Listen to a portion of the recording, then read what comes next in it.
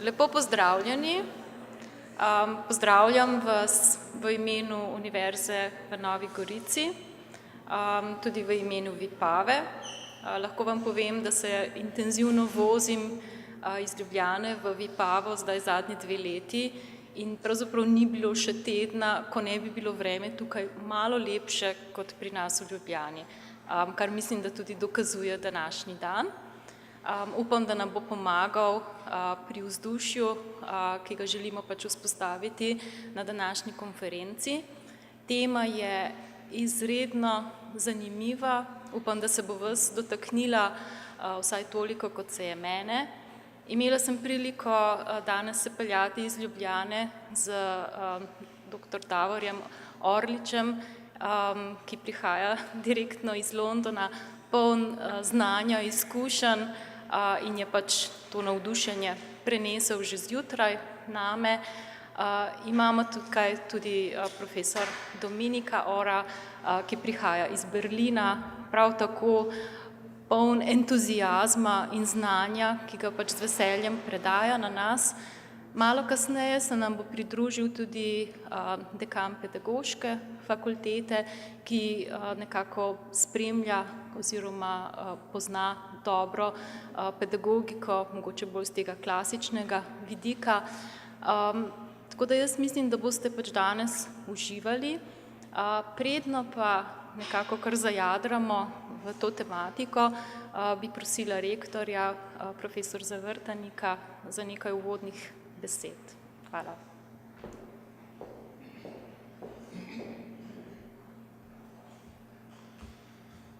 Spoštovane kolegice, kolegi, kolega rektor Mariborske univerze, prorektorji ostalih slovenskih univerz, dovolite, da vam izrečem eno prijazno dobrodošlico v imenu Rektorske konference Republike Slovenije in seveda Univerze v Novi Gorici, v katerih prostorih se ta naš dogodek dogaja.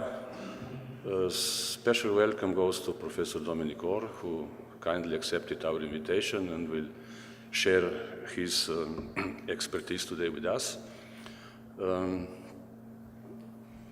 Rad bi se zahvalil programskemu in organizacijskemu odboru za njihov trud, ki so ga vložili, da bo ta današnji dan prijeten in tekoč. Ker sem pa ravno pri besedi, mi dovolite še en osebni vtis glede današnjega srečanja oziroma bolje rečeno procesa, s katerim se bomo danes ukvarjali in ki po mojem mnenju ni samo posledica digitalizacije in digitalne dobe, v kateri živimo, ampak tudi širše spremembe v družbi, ki posežejo tudi v odnos med profesorjem in študentom. Klasična Evropska univerza je zgrajena tako, da starejši stojimo za katedrom, ta mlajši pa malo nižji od nas v publiki, mi jim nekaj predavamo in pričakujemo, da si bodo čim več zapomnili. Ta model učenja je že zdavnaj mimo, čeprav ga pogosto najdete še v naših univerzah, pa tudi v univerzah po Evropi in drugje po svetu. Seveda digitalizacija je posegla in bo posegala v procese učenja, ampak jaz digitalizacijo vidim kot pripomoček oziroma del celotnega procesa, ki bi končni rezultat bi moral biti ta, da postavimo študenta v sredino, vsi ostali pa sedimo okrog iste mize. In na ta način spremenimo študijski proces ne v ponavljanje znanja, ki ga je podal profesor, ampak v aktivno udeležbo pri študiju, pri raziskovalnem delu, pri umetniškem delu, skratka študenta v sredino. Seveda to ne bo lahko niti za nas profesorje, se bojim pa, da še manj za študente. Lahko vam povem mojo osebno izkušnjo. Letos sem pri predavanjih poskusil malce spremeniti v to smer, poskušal motivirati študente, da bi več naredili sami doma, pa da bi se na kontaktnih urah bolj pogovarjali, kaj nismo razumeli, kaj smo razumeli, mogoče dopolnili znanje, pa je bila kar zanimiva izkušnja. Sam sem tudi imel malo težave, nisem v tistih letih, ki bi človek z lahkoto sprejemal novosti, ne. Mogoče moji mlajši kolegi bojo ta proces lažje dali skozi, kot tisti, ki smo malo starejši. Ampak študentje, ne, mislim, da so imeli večje probleme oni kot jaz. Ker enostavno je ta proces ex cathedra tako utečen, da si mladi ljudje težko predstavljajo, da bi se na kakšen drugačen način študiralo, ne. Da bi več dela bojo morali študentje vložiti v edukacijski proces. Se pravi, da ne bom predolg, ta proces bo težak in včasih tudi neprijeten za obe strani, za študentsko stran in za profesorsko stran. Vendar jaz mislim, da nimamo izbire. To moramo narediti, če tega ne bomo naredili, bomo enostavno naše univerze ostale zadaj, to pogledno bomo nazadovali in zgubljali študentje pa zgubljali priliko in možnost, da na slovenskih univerzah študirajo po modernih principih. Jaz vam želim en lep in uspešen dan, da bi bil tako razsvetljujoč, kot je današnje vreme po enem mesecu teme in vse najboljše.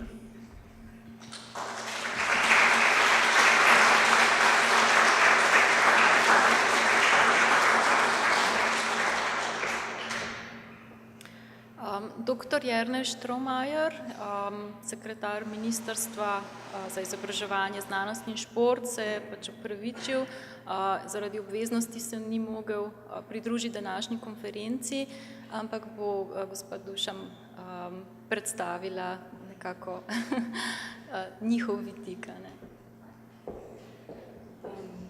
Ja, hvala. Res dovolite mi, da uvodoma našega državnega sekretarja dr. Jerneja Štromajerja opravičim. Zelo si je želel biti tukaj, ampak mora na sejo vlade. Zato imam jaz danes to čast, da vam prenesem njegov nagovor, ki upam, da bo nekaj uvodnih misli v današnjo konferenco, kaj pa lahko ministrstvo prispeva k temu procesu. Da, če vam prenesem njegov nagovor. Četrta industrijska revolucija, ki jo zaznamuje digitalno gospodarstvo, razvoj senzorjev, robotike in umetne inteligence, vzpostavlja nove modele poslovanja, načine dela ter zapira zastarela in odpira nova delovna mesta, kar zahteva razvoj novih znanj in veščin ter prilagoditve na številnih področjih gospodarskega, družbenega in okoljskega razvoja. Pričakovati je, oziroma pričakujemo, da bo uporaba umetne inteligence v naslednjih 10 do 15 letih predrugačila poklice, ki ne zahtevajo kompleksnih znanj in kreativnosti. Zato so pričakovanja družbe do univerz ponovno zelo velika. Saj nove tehnologije in razmah uporabe umetne inteligence na vseh področjih pred univerzo postavlja izzive tako na raziskovalnem, izobraževalnem kot upravnem področju. Usposabljanje za ravnanje in uporabo naprednih tehnologij bo postalo del splošnih znanj in veščin, ki jih posameznik pridobi tekom osnovnošolskega in srednješolskega izobraževanja. Na visokošolski ravni bo zato pričakovano, da bodo vsi diplomanti pridobili znanja za kompleksno in inovativno uporabo tehnologij in rešitev temelječih na umetni inteligenci na svojem področju.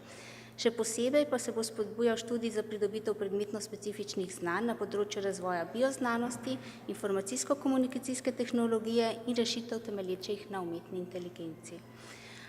Ob tej priložnosti bi pohvalili sodelovanje univerz v razpisih sofinanciranih iz EU sredstev, preko katerih spodbujamo didaktično uporabo informacijske komunikacijske tehnologije v visokošolskem pedagoškem procesu, saj je bil poseben poudarek namenjen izobraževanju bodočih učiteljev, kjer morda premalokrat poudarjamo, da imajo univerze zelo pomembno vlogo pri zagotavljanju kakovosti osnovnošolskega in srednješolskega izobraževanja, torej na nek način svojih bodočih študentov. Pričakujemo, da bo na področju douniverzitetnega izobraževanja prišlo do prenove, ki bo pred vse fakultete, še posebej pa tiste, ki izvajajo pedagoške študijske programe, postavila nov izziv vezan na transformacijo samega izobraževalnega procesa. In zdaj, morda pomembno, ministrstvo si bo prizadevalo, da bo univerzam zagotovilo sredstva za transformacijo izobraževanja, kot tudi poslovanja, saj se zavedamo, da digitalizacija poslovanja ne pomeni zgolj preslikavo papirnega dela, ampak uporaba tehnologij pripelje tudi do spremembe poslovnih procesov. Za prihodnje kohezijsko obdobje, to je od leta 2021 do 2025, je ministrstvo za področje visokega šolstva identificiralo naslednje prioritete, za katere se trudimo pridobiti sredstva.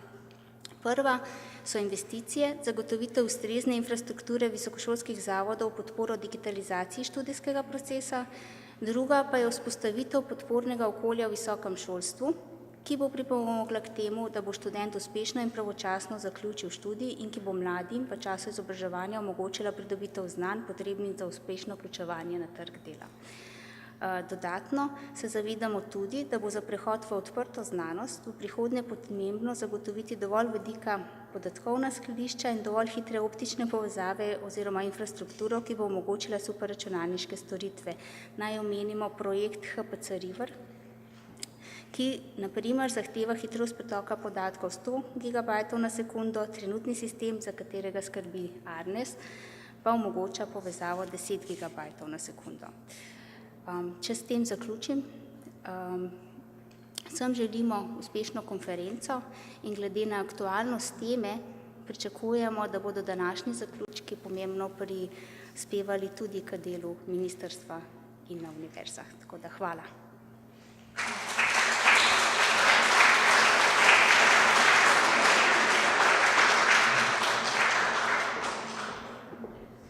Zdaj bi pa še vljudno prosila gospoda Spremo, generalnega sekretarja študentske organizacije, za nekaj vaših besed.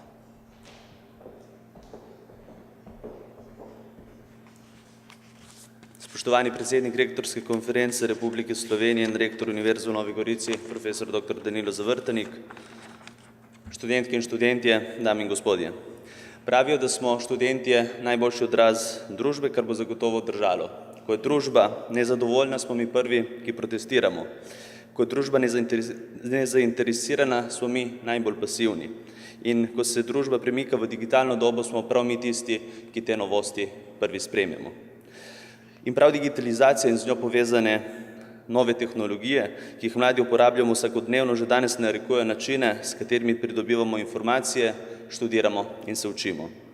Z vse večjim pomenom digitalizacije na vseh področjih v družbi je le-ta pomembna tudi za izobraževanje in učenje ljudi v različnih življenjskih obdobjih. Prav zato je pomembno, da se celotna akademska skupnost pripravi na delovanje v digitalnem okolju. Z upoštevanjem pomembnosti na študenta osredotočenega izobraževanja in seveda z ozirom na vidik kakovosti je potrebno bolje uporabljati digitalno in kombinirano poučevanje za izboljšanje vseživljenjskega in fleksibilnega učenja ter spodbujati digitalne spretnosti in kompetence, ki bodo v prihodnosti ključne za delovanje v družbi.